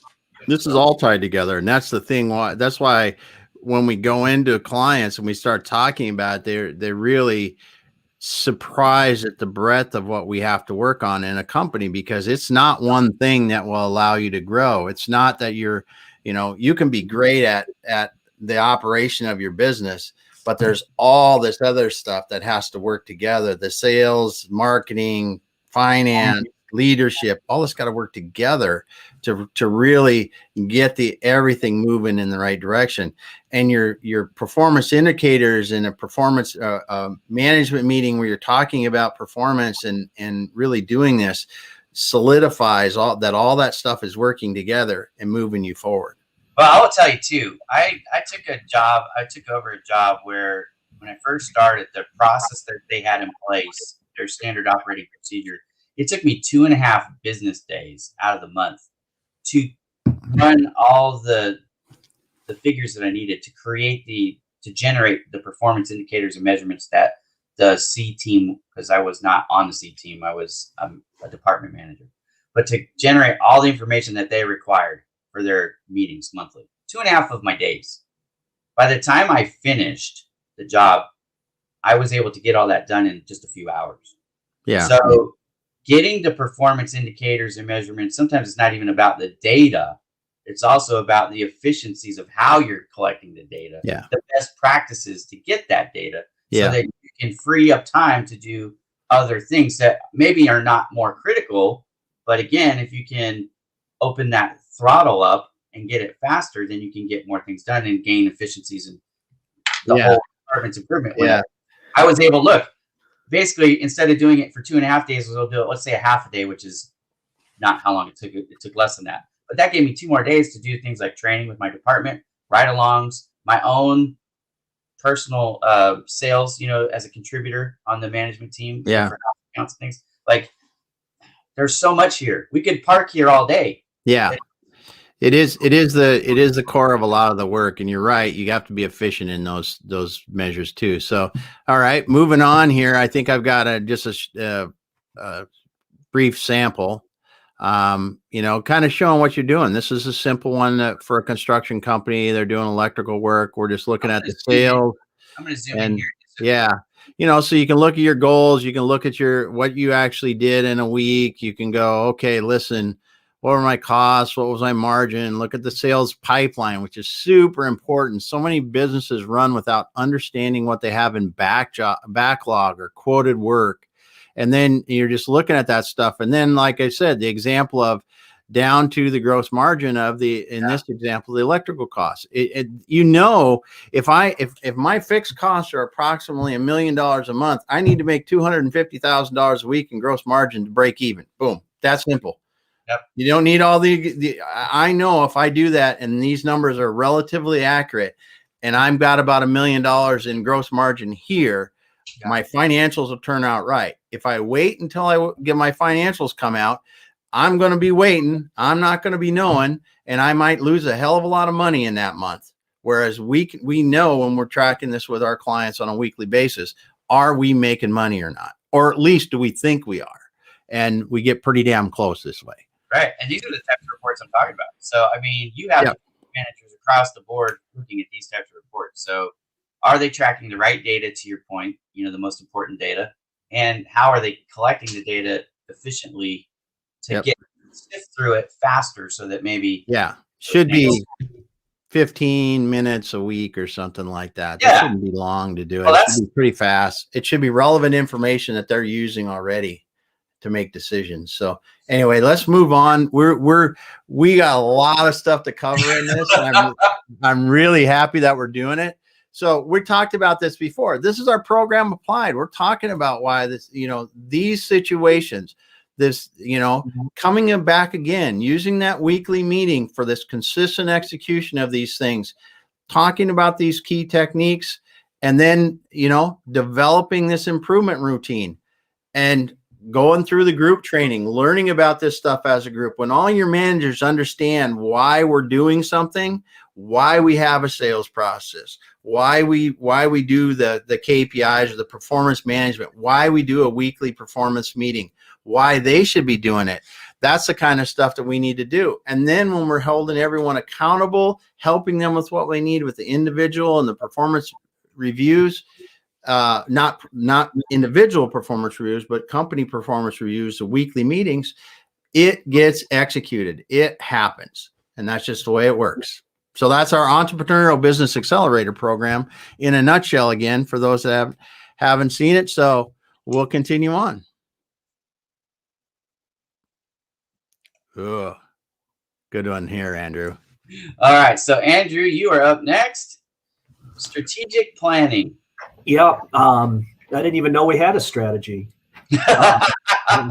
That makes two of us. No, I'm just kidding. And I love that, because that's often the case. I mean, again, we're talking about the general manager versus somebody who wants to create an organization. It's these processes, right? They're written down. Anybody can walk in and step right in and say, okay, if I've got a playbook here, we execute it. We talk to our clients about doing that. Think about this. This is what the big boys do. It's not about, as you go into business, it's not about just making money this month, made my payroll, put some money in my pocket. That's called your cash flow, and you're earning that. That business is getting that as it goes along. But if you're building value, that's like, what's the company worth when you're done at the end? What's the terminal value, or for you as an investor in that too? So we talk about the advisory board. This is something pulled out of the page. For the big boys companies, a board of directors, they're separate from the company. Think about this. There are mentors out there. You're not alone in this. And, at Exit Your Way, we provide this for our clients, because when the buyers come in, typically the first thing they're going to do is going to take a small family business or owner operated and try to professionally manage it because they don't come and run the business. If you're going to get that kind of buyer to come in and buy your company, if they see that you're already operating it with professional management on an advisory board, why not set it up? This will get you more value in your company, not to mention what kind of resources are brought to bear to help you build a great business, access to resources. And we talked about all the KPIs and how that is happening. You set that up correctly and you let that run. Those people, your team are working on the problems that are affecting them in that month. When we meet on the strategy on an advisory board, and I'm assuming you have a strategy, and ours is to exit our business at a number that we're looking for in a certain amount of time. We're talking about working on the business with our group of advisors, not about what happened last month. That's already handled by your team. Good, bad, or indifferent. We're not going to spend a lot of time. That's where I see so many businesses going wrong. Their monthly management meetings are all focused on the problems that they had, or things that they were going to do that already happened. You got to have the data real time. You got to really understand that scorecard. Notice too that those KPIs, that all that's on one page. That's really all you need. And then when you get to that strategic planning meeting, then as a business owner, as a leader of an organization, you're talking about what you're doing in the next 30 days, 90 days, 1 year, and how we're progressing towards those goals. And that's where that conversation needs to happen. And again, you don't have to do this alone. Really think about it. You don't need a massive advisory board, 3 people, 4 people, 5 people. It could be informal, but carving out that time to sit down and reassess the strategy, where we're at, what we're doing, and how we're going forward, and those kind of things. Again, back to time management, what Johnny was talking about, you've got to make time to do that. And this isn't 40 hours, a week out of your month. This is a couple hours with the right people, as long as you also can provide them with the information to understand, we're taking the temperature of our business and where we're at, and get there. So, and the thing about it as well as self-accountability, Yep. increasing shareholder value. This is looking at your business as an investment. You are not the business anymore. You actually work for the business at a strategic level, and you have to be prepared as you go to an exit or everything else. The market buys the company, is unforgiving. They don't, you're used to being the boss, and that accountability. Now you have to answer to the shareholders, the investors who are buying in your business. That's a big transition. But I've seen other owners who do that, who manage to make themselves accountable, and they'll fire themselves if they don't think that they're doing a good enough job. If there's somebody else who can be the CEO of this company, even though it was my idea, I'm the founder, doesn't necessarily mean. But if you take yourself out of that and run this like an investment, and then that your answer to increasing shareholder value, then it doesn't matter if you're a 4-person, $500,000 a year company, or a 50-person, $50 million a year company business. You can do these things, and then just watch your value grow. Yeah. Yeah. I tell you, this to me is the yin and yang of the performance, the weekly performance and the monthly review with your strategic board. Because if the strategic board is 1, 2, 3, it doesn't really matter. But if you're waiting until that time to look at your financials and figure out how you did, you're too late. But like you said, if you put together the right board of advisors, they're going to be able to help you, as you said, with resources, ideas, other ways of solving the future problems. Because again, that's working on the business. The owner has to be looking forward of the business that's moving behind them. And this really helps them to do that. Yeah, I think, too, we can talk about that. Even if you're a solopreneur, get a mentor. That itself, that is hugely valuable. Take the time to really search someone else who really can help you. They're out there, they really are, and you may even have them, and it's informal. But setting up an advisory board can be a party of one. Necessarily too, but and you need somebody too that not only will bring resources and help you potentially, but also challenge. Let's talk about social media here too. This is another way that business owners, entrepreneurs can use social media. Let's say you run a marketing firm in Los Angeles. I don't know why I picked that, just randomly happened to pick that. Let's say you run a marketing firm in Los Angeles. You might meet somebody who runs a marketing firm in New York City or Chicago in social media groups, and they're not your competition because they're not calling on companies in LA for the most part. Yep. They're willing to help you and guide you and share experiences, and you can learn from them. Like I said, peer-to-peer, and what you're calling mentor, I call informational interviews. You can do all these things. You can do them. You can meet them in all kinds of different ways, including social media. So when people say, I'm a business owner, I have no time for childish stuff on social media, it's like, well, okay, but there's access to a lot of information there that can help you with strategic planning. Maybe you do need to learn how to incorporate virtual assistants or, to delegate, and they can show you how they did it, just as an example. So there's a lot of benefits to getting that advisory board set up. So we're falling behind here. So we're going to kind of move up the speed a little bit here and make sure that we can keep going. But Johnny, talk to us about developing new sales channels. Yeah, kind of like what Ira was saying about using social media to build relationships with people that are kind of operating in your area. A good example of a great referral partnership is you need to think of the people that you're connected with that maybe they're clients, or maybe they're in close with the people that are your ideal client. For example, at Exit Your Way, I'm looking to get in touch with business owners and talk to them about, what would they like to accomplish? Are they looking to exit in the next 3 to 5 years?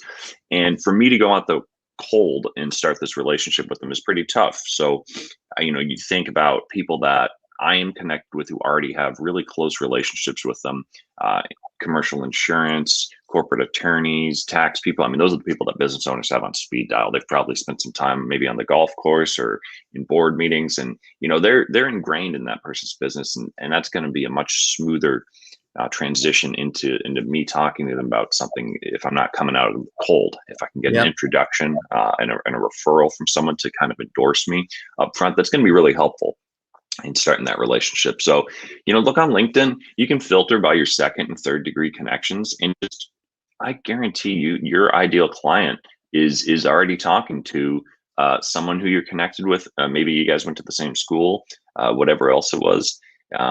So definitely reach out. Don't be afraid to ask. Another great sales channel is to establish a reseller relationship or channel sales. If you have a product or service that you're offering, and maybe someone down the street or in the neighborhood, or now these days everything's virtual, so they could be offering a similar type of thing, but your product or service would really be complementary to their offering, to their value proposition.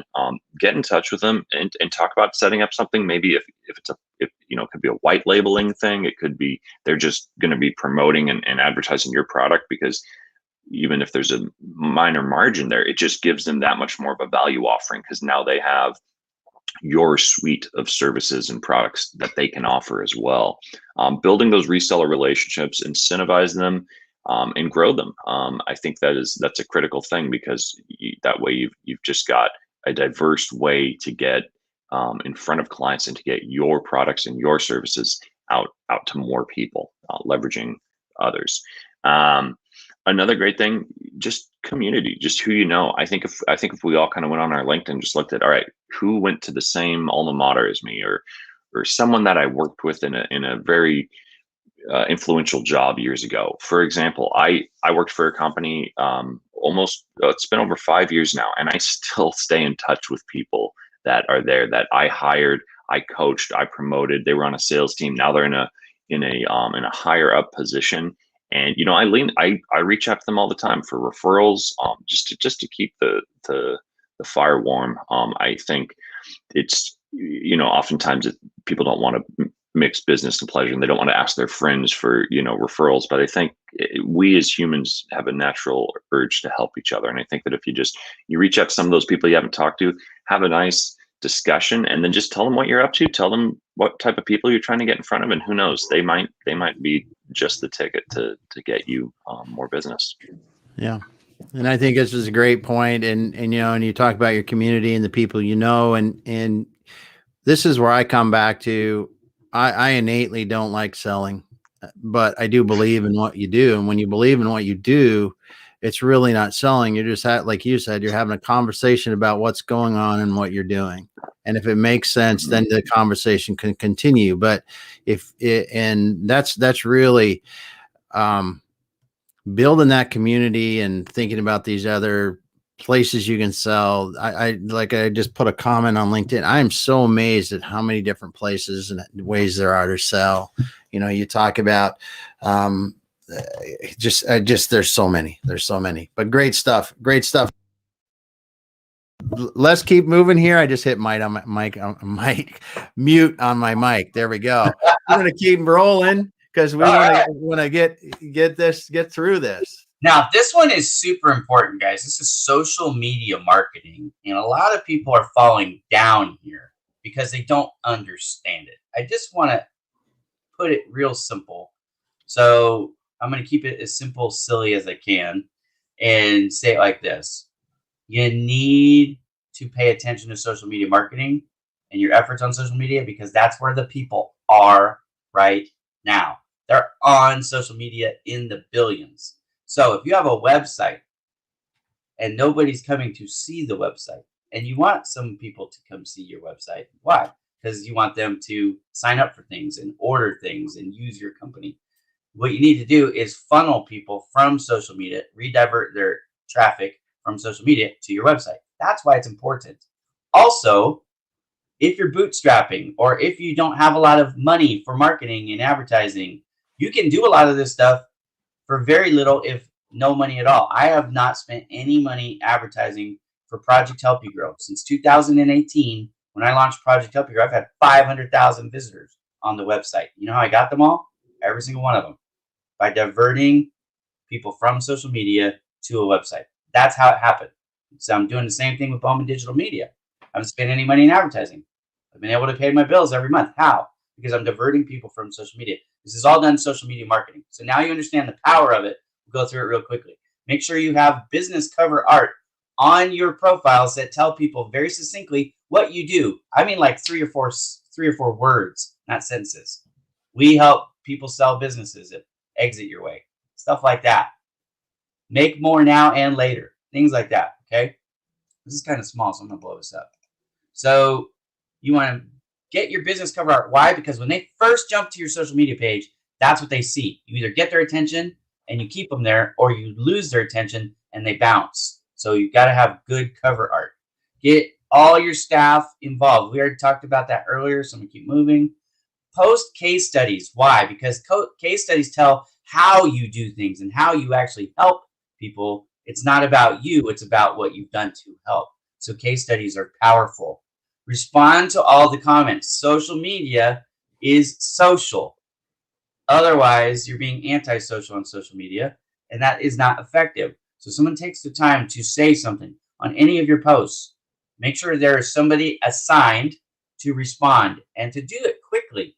You don't want a response 3 days later. Social media is an active sport. It's an interactive sport. So make sure you've got at least one person on your team who monitors and responds to. And if you don't have time to do that, outsource it. Companies like Bowman Digital Media, that's what we do for other folks. We let you work on your business while we manage your social media for you. You can hire people to do it, okay?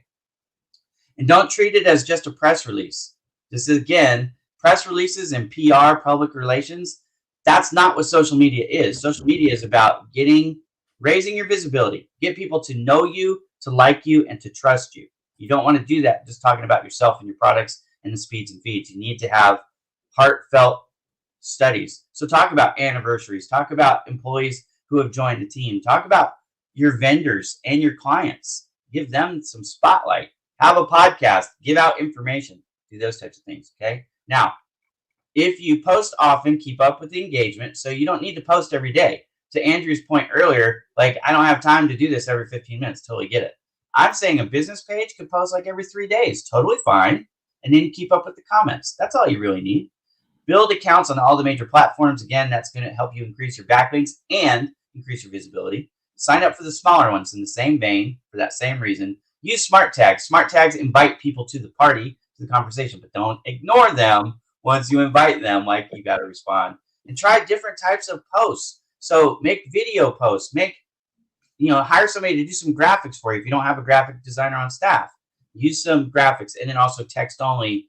If you get any troll comments, just delete them. Never engage. You never win an argument with an idiot. You lose by default. So just remove them. And again, so important, ask for referrals. People want to do business with folks they know, like, and trust. You can borrow somebody else's credibility when they refer you. So I don't know Exit Your Way, but Alicia Bowman, my wife, says, hey, you should use Exit Your Way. Guess what I'm going to do? I'm going to call Exit Your Way because I know, like, and trust my wife.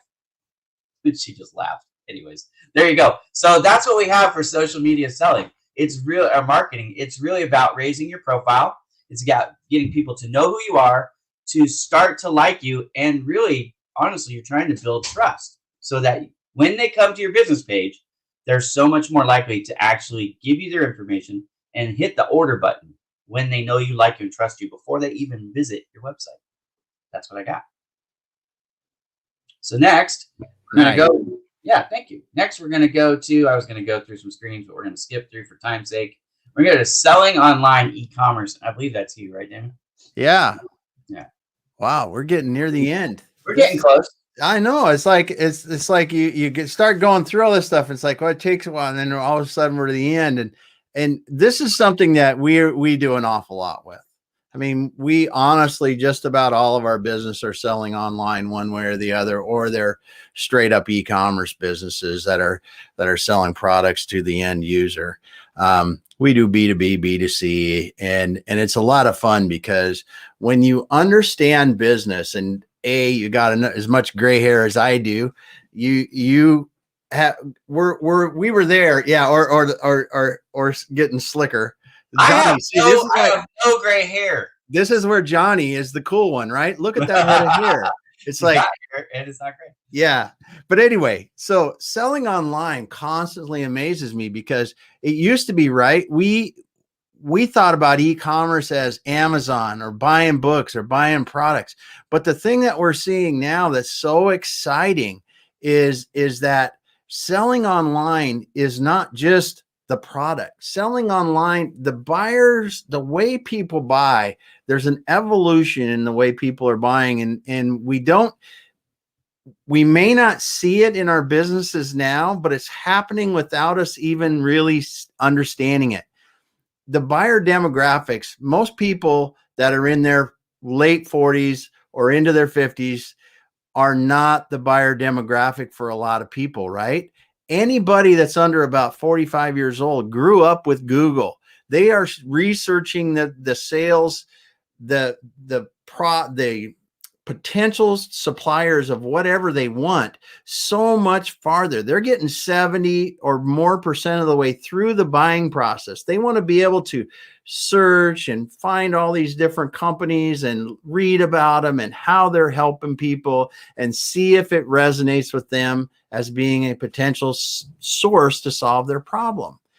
So this is really changing the business competitive landscape. It is the people that are adopting an online strategy, taking and putting the stake in the ground for their digital real estate, like their business pages on social media, like dropping a YouTube videos once in a while about situations and how you're helping people, client testimonials with video on YouTube, whatever it is. These buyers want this. They want to understand that you're the right solution for their problem. Whether I'm selling them a backyard patio set, a brand new car, or consulting for their business, they want to know. They want to know, why is that car a great fit for me? I've got 2 kids. I run them around to soccer and sports or whatever. And these things are so important. So selling online and e-commerce is not only the actual transaction of money anymore. It's really about being there so people can find you and decide if it's time for them to talk to you. And sometimes, yes, that just means, and then they're going to ka-ching, hit the buy button, right? But the same thing could be they want to hit the yes, I want to talk to you button. It's no different to me in my mind. And quite honestly, in some where they're just hitting the talk to you button, it's harder because you're selling millions of dollars worth of stuff. Because if you don't think that people aren't buying your stuff online or getting this through this research process online, you're probably wrong.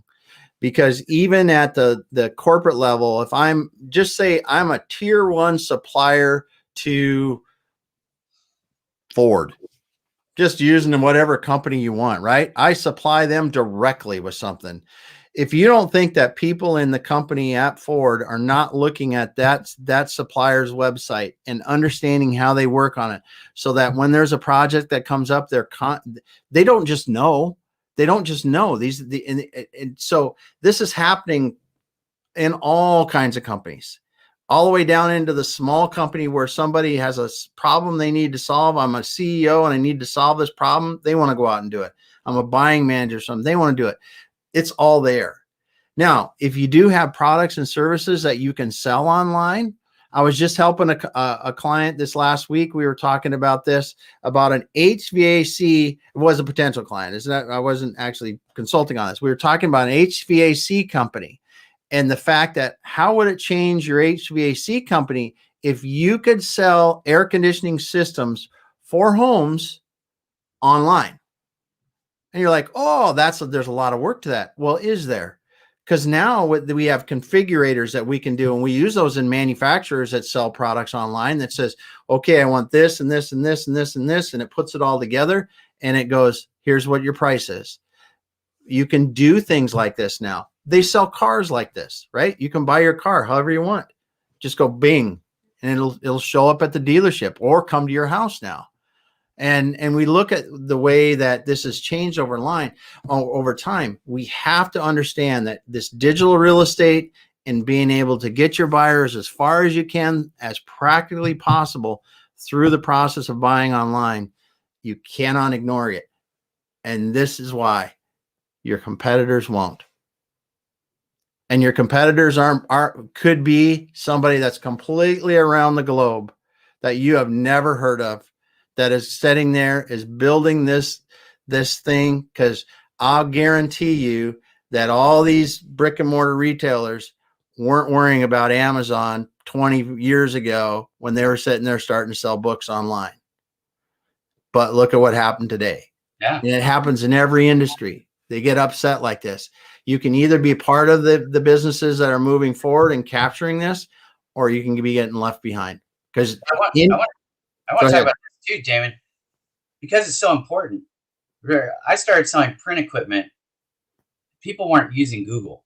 Yeah. Right. They just weren't, because Google, frankly, didn't exist yet.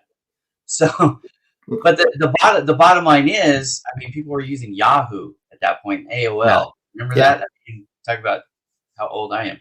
But the fact is, when somebody needed a printer, they would reach out to their local print vendors. They would go through the Yellow Pages, or they would, like I said, maybe put it in Yahoo or AOL and find it that way. But when I would come as a print sales rep, they didn't know anything about what large format printer equipment was available, toner, ink, speeds, drawers, sizes. They didn't know any of that stuff. We had to educate them. So the first thing we had to do is learn about their business, and then figure out which machine would fit their budget, their space, their overall everything. And so we did a lot of the work for them.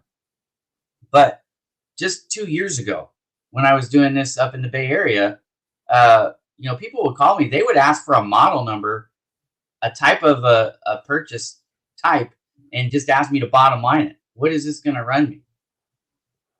Now, if I'm trusting the client to do the research, I sure as hell better make sure that my SEO and everything is tight, because what did I say earlier? They need to know you, like you, and trust you.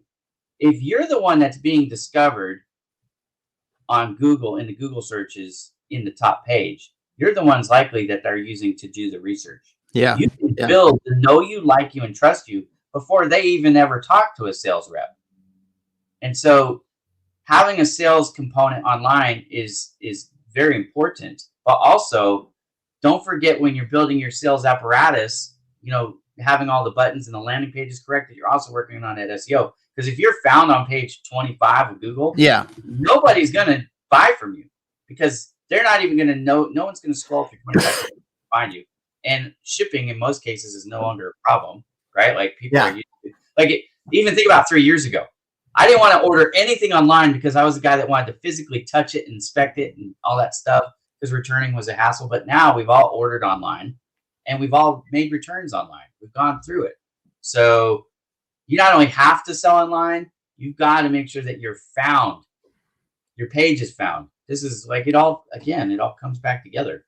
Yeah. You're exactly right. And this selling online is key. It's key in any industry, because the buyers want to get way farther through the buying process. As you said, with the print industry, in any industry, they want to. Yeah. I mean, you look at so many manufacturers that we work with, especially if they're in contract manufacturing, they'll have a website that lists their equipment and shows some of the parts they make. It doesn't do anything for them, right? It doesn't do anything. But when you take that, and you mentioned Kurt Anderson a while ago, he's great about how you can take that and then niche down into, okay, I am a supplier that does this for this kind of industry and blah, blah, blah. Then when somebody is in that industry and needs that kind of work, they can actually find it and really help to make the decision on it. This could be a day-long topic in and of itself, but 100%. it really also, it ties into, look, if you're struggling with this, first of all, remember, we have a program we can help, right? Yep. At Exit Your Way. So this whole thing, we've been talking about the ways that we're helping business owners as our clients to get more from their business now, to build value now, but also to get more when they're ready to sell. So this is important. But also remember what we said, like what Andrew was talking about, building that advisory board and reaching out for mentors and talking to other people. You know, we have this component with this peer-to-peer so that you don't necessarily need to reinvent the wheel. If you're struggling in one of these areas, we can help you, connect you with folks. If it's not us directly, but we can help connect you with other people who are good at this right now. What did they do so you can get your value of all of this? Again, unless everybody forgets why we're talking about all this, is to accelerate your business value, is to plug in where you're weak to help you even build more on where your strengths are already and accelerate your business into a whole nother level. Our goal, our stated goal with the program is to take small, medium businesses to small, medium enterprises, right? Yeah. So just raise the overall everything.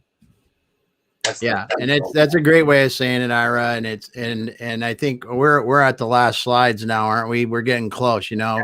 Yeah, we don't need this one. Yes, we all know selling online, we're going to attract new customers. But again, we're here talking through these things, and you're right. This is about building your community around you as a business owner, getting the resources that you need to keep you accountable, keep your business moving forward, help your business support your life goals rather than not being a slave to your business.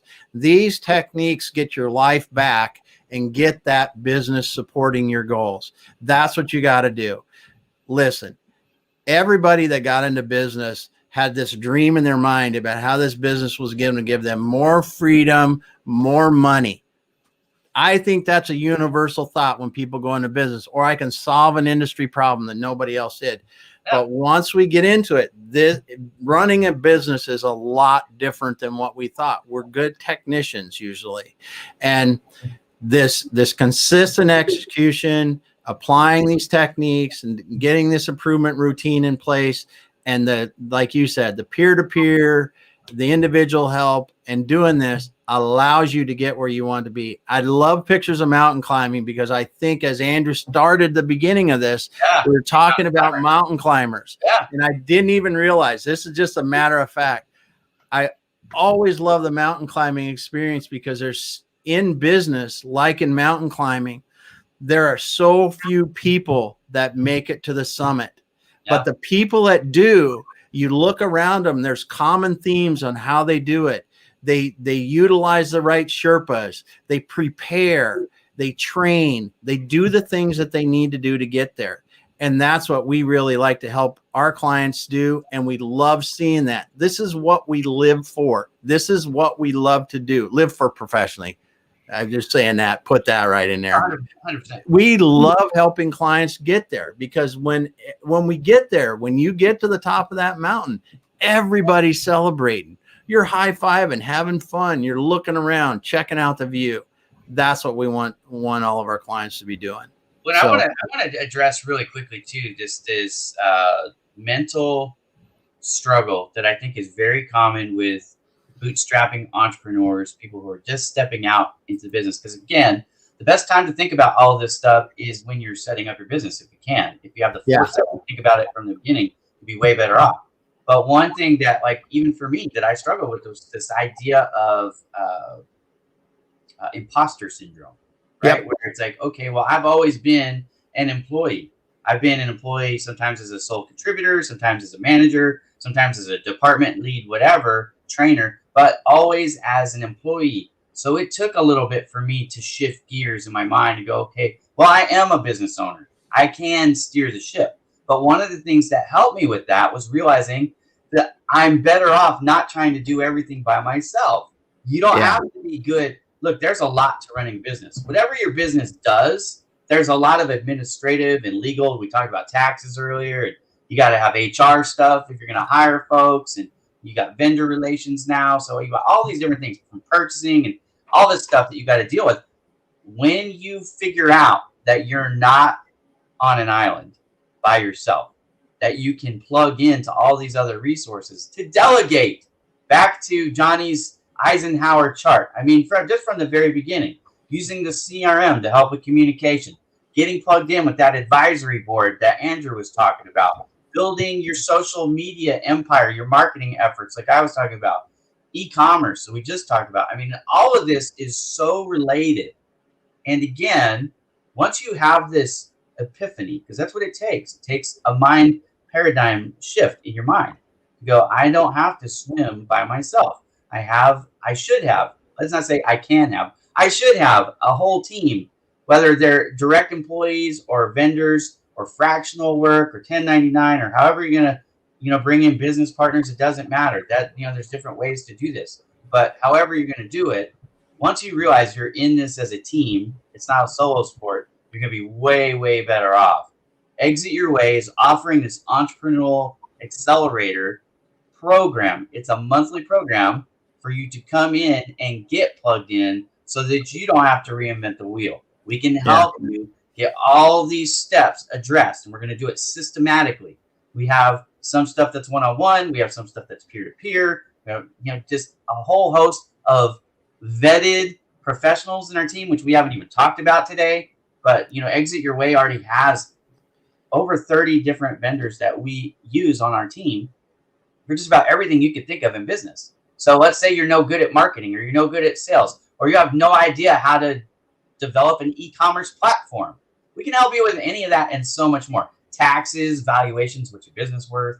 I mean, that's why you're doing this, right? You want to take your business value from here to there. Well, if you don't know what here is, we've got to get a baseline so we can get you the valuation. I mean, there's so many different things that we haven't talked about. But if you're interested in this program, what should they do, Damon? Yeah, they can go ahead and DM myself, Damon Pistolka. Pretty simple. LinkedIn. We're here now.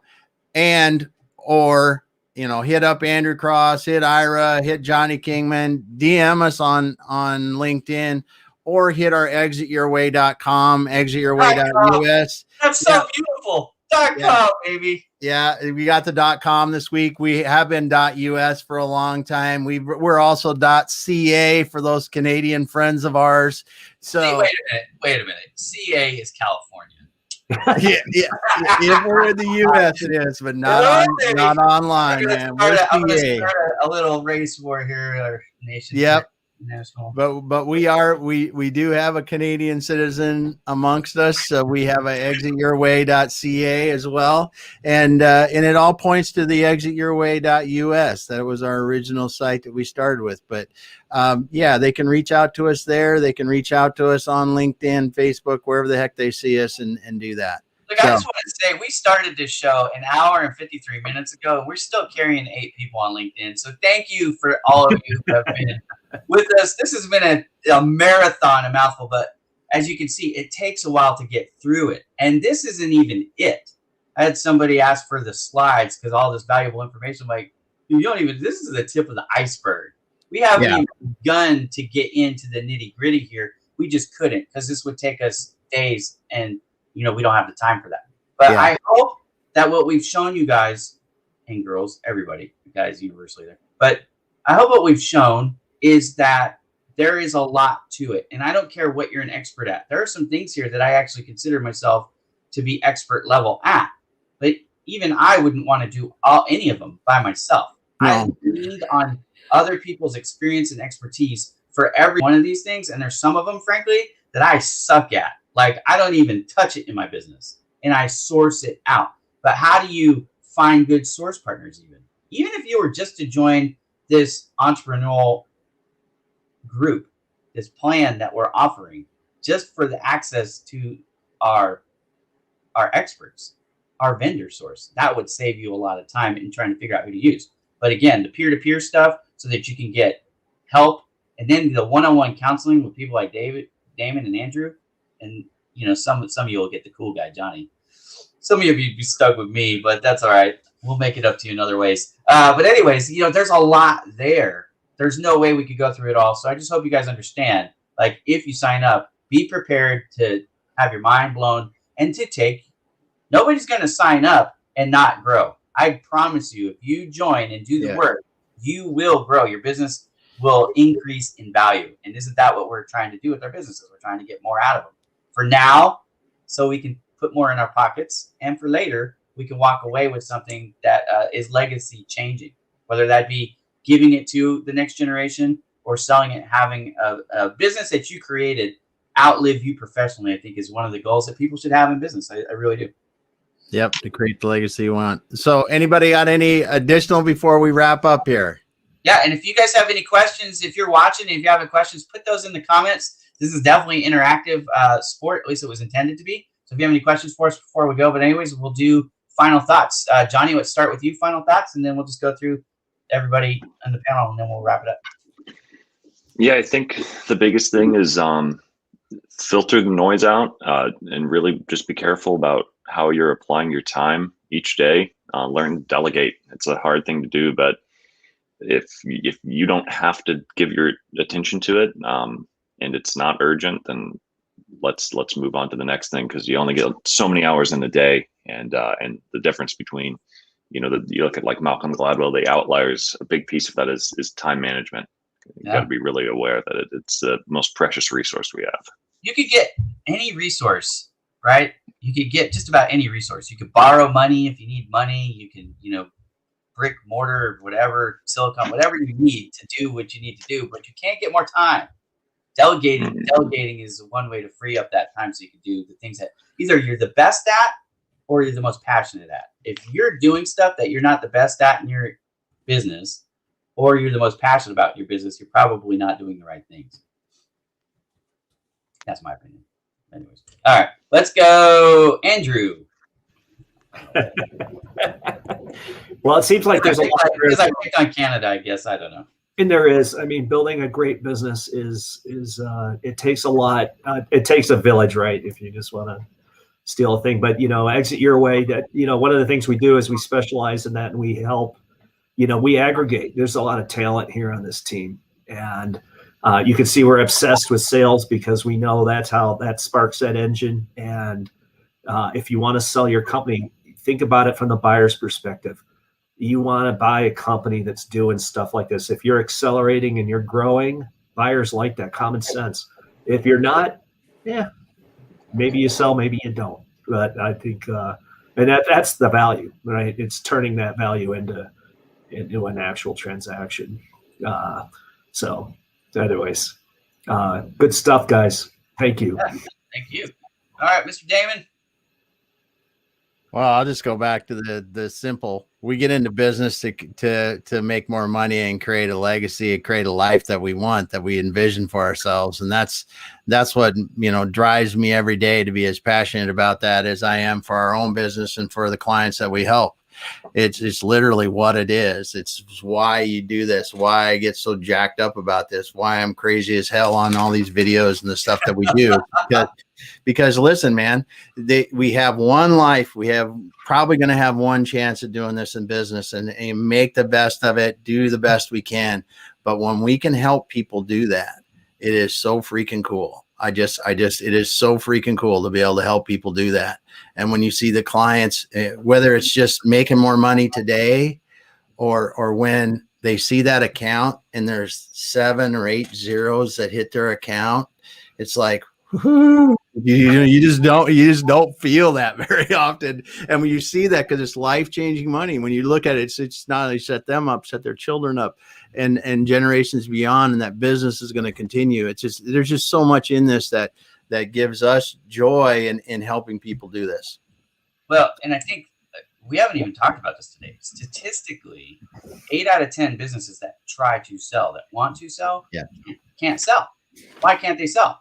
Because they never did what Andrew just talked about, which was consider the business from the buyer's perspective, right? So one of the things that we do at Exit Your Way, and we have an Exit Your Way process that we follow, takes 18 to 24 months usually, honestly. It doesn't happen overnight. But one of the things that we have to do is transition that owner out of that operation chair, because they're usually so vested too much, frankly, in the day-to-day operations. They need to bring in a business manager who can come in and do that, and then they can work on the vision for that. And we have a whole process that we follow, right? But the 8 out of 10 that want to sell that can't, if they would incorporate these things, would have much more success. Again, it takes time. But part of it, again, is getting out of your own head and thinking about it from the point of view of the buyer, showing them the value that they want to see.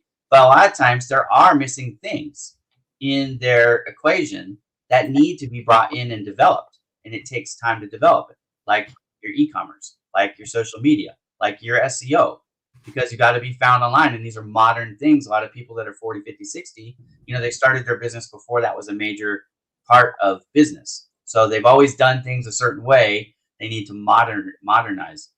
This program, this package that we're offering, will allow you to do it in a way that won't necessarily shock your system, because it'll be done over time, but it will make a huge impact. I would implore everybody to reach out to Damon, reach out to me, reach out to Johnny or Andrew, whoever you feel most comfortable with, and let's talk about this program, because this program is not going to kill your budget. It is not free. Just to be clear, it does have a cost. You're going to have skin in the game, which is going to make you want to do the work, and you're going to need to do the work. We're going to be talking to you every week, right? There's going to be things for you to do every month. Like, you're going to actually have to dive and invest. But if you do the work, you will take the value of your company wherever it is, and it will go up. And from that point forward, you'll know that you're doing the best you can to leave that legacy that you want. Look, at the end of the day, I've owned Bowman Digital Media for 10 months. I'm already starting to think about what happens now when I'm ready to walk out of it. And I don't know when that's going to be even. I haven't even set that vision yet. Like, oh, I'm going to work for 10 more years, or I'm going to work for 20 more years. I don't know.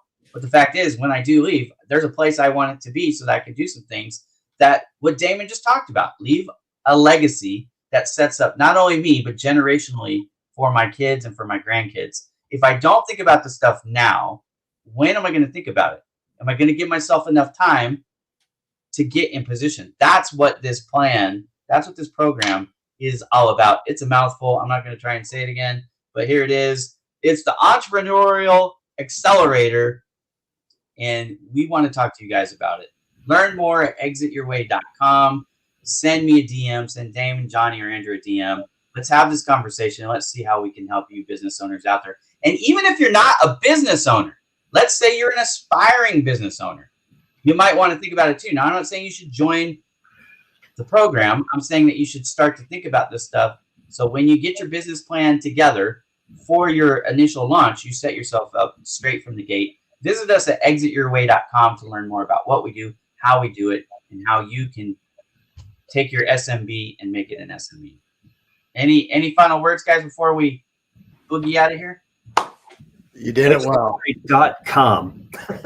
Yeah, exityourway.com, exityourway.com, exityourway.com. I am so excited about that. I would dance, but I don't dance well. So yeah. Everybody. But also consider joining us on Thursdays for our Exit Your Way Roundtable. We do that almost every week. We actually have an event that we're hosting on Remo this week, so we're taking a little bit of a break this week. But those happen starts at what time is it? 8 o'clock Pacific, Yep. 11 Pacific. And you can join in. Those are free. Yeah. You come for free, and you can just meet with other like-minded business owners who are trying to help each other out, build some rapport. Do not undervalue the power of relationships that you can create on social media. I've never met any of these folks in person yet. Because of COVID, we haven't had a chance to meet. But there's nothing I wouldn't do for the people on stage with me right now. And even in our Exit Your Way roundtables, because we meet a lot of the same people week in and week out. Yeah. I mean, I've made a lot of good friends there. So if you're looking for free resources, Exit Your Way has free resources for you too. And the roundtable is probably the best way to plug. Yeah. Okay. Yeah. Good stuff. Okay.